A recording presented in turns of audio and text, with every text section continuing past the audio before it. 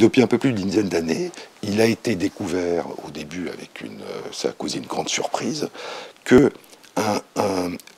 des gènes qui permettent aux cellules du système immunitaire de réarranger certains de leurs gènes et donc de construire une diversité qui est une des caractéristiques de ce système, une diversité génétique et une diversité en structure d'interaction avec leur environnement, et bien que ces gènes-là ont une origine qui est très vraisemblablement un transposon, c'est-à-dire un parasite génétique. Et que d'une certaine manière, c'est la défaite d'un de nos lointains ancêtres vis-à-vis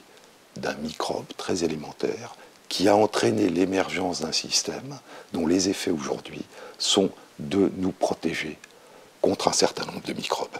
Et donc on voit au fond que même ce que nous appelons de manière assez réductrice nos systèmes de défense contre les microbes, eh bien, sont nés d'interactions anciennes avec les microbes. Et on retrouve ça dans toute une série de domaines. C'est que la moitié environ de notre ADN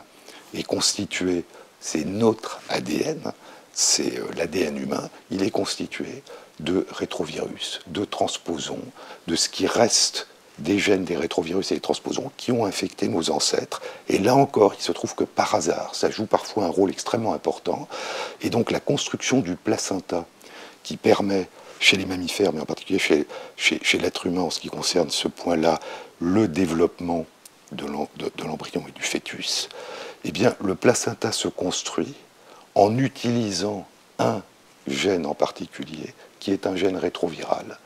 qui est venu d'une infection permanente d'un de nos ancêtres.